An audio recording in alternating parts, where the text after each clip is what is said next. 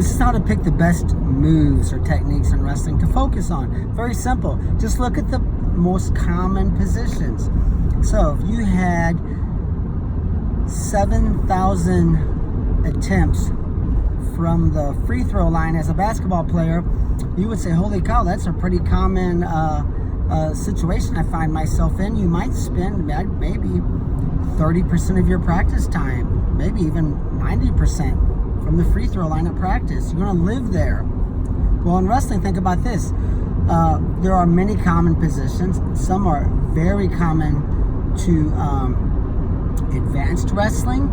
Some are very common to all matches. Some are more common to more beginner wrestling, right? So we broke everything down. Those of you who follow our online academy know we have the basics, phase 1, phase 2, phase 3, because we think that you should learn long division before you learn algebra 2, and you should learn white belt karate techniques before you learn blue belt or black belt karate techniques. Wrestling, we don't do that. It's unorganized. So we've organized it, back in 1999. So those of you who've been following us, for the past 20 years, or at least the past few, are very familiar. So I'm just going to share a little secret, Basically, look at this. One common position, I stand up, you're behind me. If I break your hands, I get an escape. If I don't get an escape. I'm going to stand up as many times as I can, but let's say I get to my feet 4 times a match, times 50 matches, 200 times this year. That's a common position. How about a collar tie? Kids grab your neck with a collar tie. Very common in high school and kids wrestling. Somewhat common in college wrestling as well. So from a collar tie, we have 5 great ways to score from there. Elbow pass is one. One is you can do that from a forehead to forehead or ear to ear collar tie. Both are pretty common. Then from an ear to ear collar tie, we have also underhook throw by and collar jerk. From forehead to forehead collar tie, we have a slide by or a pass by. And like I said, a elbow pass works from both of those positions. So basically you have 5 techniques, or you could say 6, because a elbow pass works from ear to ear or forehead to forehead. So now you say, I know 5 techniques that I could master, and all of these will work against a college national champion. There's probably more options out there, but why learn things that won't work against the best in America? You don't want to waste your drill time. So you learn these 5. So why is the ear-to-ear collar tie so important? Well, think about this. Your opponents are gonna grab your neck 13, 15 times a match, sometimes with a collar tie. At least 7 to 8. All right. Let's just say 10 times a year, average. Some 15-year-old or 9-year-old grabs your kid's neck with a collar tie. Well, 10 times a match times 50 matches is 500 times this year plus practice. If you wrestle year round, once or twice a week, and you wrestle, 2 to 5 days a week during the season, depending on if you're a high school kid or a youth kid, let's just say 7,000 times this year, 38 times a practice. 7,000 times a year is not really an exaggeration. So if someone grabs your neck with a collar tie 7,000 times a year, doesn't it make sense to be the best in America? You're like, dude, I'm here all the time, right?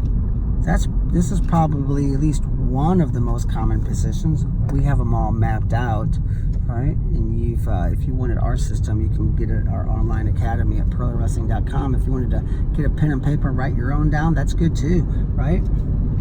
But so you say 7,000 times this year, someone's going to grab my neck with a collar tie. I'm going to master this position. I have 5 things I can do, and boom, it's like magic.